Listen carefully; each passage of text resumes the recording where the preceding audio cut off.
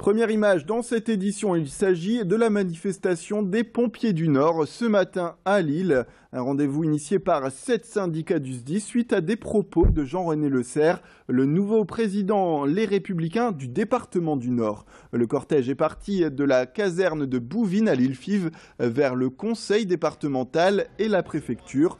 Pour rappel, l'élu Les Républicains pointait du doigt il y a plusieurs semaines les moyens disproportionnés des pompiers du Nord et l'organisation de ce corps professionnel qu'il qualifie d'armée mexicaine. Mais si plusieurs centaines de pompiers ont défilé, vous le voyez sur ces images, dans une ambiance bon enfant avec des sombreros sur la tête et des ponchos sur le dos, c'est aussi pour dénoncer les coupes budgétaires prévues par le département. Parmi les réformes craintes par les pompiers, il s'agit du non-remplacement des départs en retraite, mais aussi de la réduction du nombre de casernes. Les représentants des syndicats ont en tout cas été reçus à 11 h ce matin par Jean-René Lecerf lui-même. L'occasion de remettre les cartes sur table et pour ces 7 syndicats de montrer leur volonté d'être aujourd'hui écoutés et de participer aux négociations. Idil Gunaï et Clotilde Leguévac, nos journalistes, étaient sur place afin de faire le point. Les pompiers du SDIS 59, le service départemental d'incendie et de secours du Nord, mobilisés en ce mardi matin contre leurs conditions de travail. 2 mots d'ordre. Le premier mot d'ordre, les départs en retraite, ils souhaitent qu'ils soient remplacés. Et puis, autre mot d'ordre, les conditions de travail, assurer un service public de qualité. C'est le mot d'ordre de ces pompiers. Les pompiers qui, vous le voyez, donc, ont opté pour le poncho, le sombrero pour protester contre les propos de Jean-René Lecerf, le président du conseil départemental, qui effectivement avait comparé les pompiers à une armée mexicaine. C'est pour ça qu'ils jouent le jeu, les pompiers du SDIS 59, donc en ce mardi dans les rues de Lille.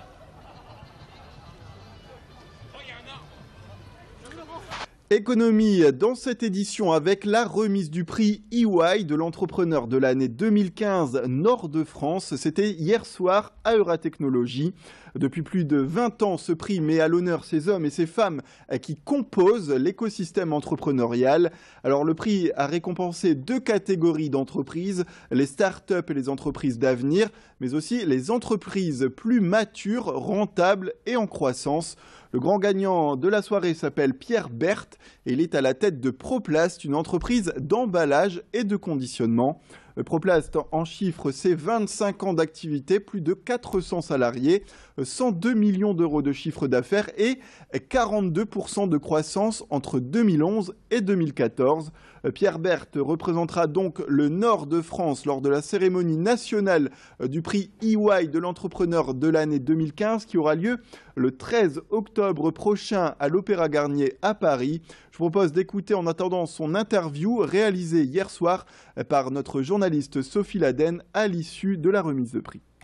C'est d'abord quelque chose auquel je n'avais jamais pensé, mais quelque part c'est, je suppose, une reconnaissance de 25 ans de boulot, de croissance, et voilà, je suppose que c'est une reconnaissance. Ou quels ont été justement les atouts de Proplast? Quels ont été vos atouts pour arriver à ce résultat? Comme je l'ai dit tout à l'heure, un brin de folie, croire en soi, de l'audace et innover en permanence. Et pas avoir peur, pas avoir peur d'investir et de se renouveler tous les jours. Et une annonce dans ce flash avec l'organisation demain mercredi d'un concert rock organisé par l'antenne lilloise de l'association Enfants d'Asie. Une organisation qui depuis 24 ans assure les besoins essentiels des enfants les plus défavorisés de cette partie du monde, que ce soit en matière de nutrition, d'hébergement ou encore de suivi médical. L'objectif est de les aider également à construire leur avenir avec des bourses d'études par exemple ou de la formation professionnelle. Le rendez-vous en tout cas pour ce concert caritatif est à 20 h demain au théâtre Charcot de Marc-en-Barœul et l'entrée est de 12 €. Patricia Charles, la représentante lilloise de l'association, était sur notre plateau. Je vous propose d'écouter un extrait de son interview. Les actions ont commencé il y a 24 ans exactement, ce sera 25 ans l'année prochaine.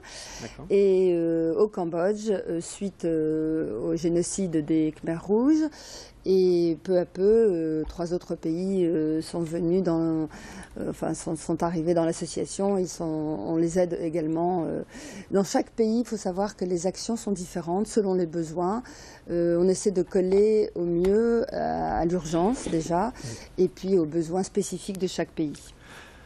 C'est la fin de cette édition. Merci à toutes et à tous de nous avoir suivis. L'information continue bien sûr sur Grand Lille TV. En attendant, place à la météo, sans oublier de faire un point sur l'infotrafic.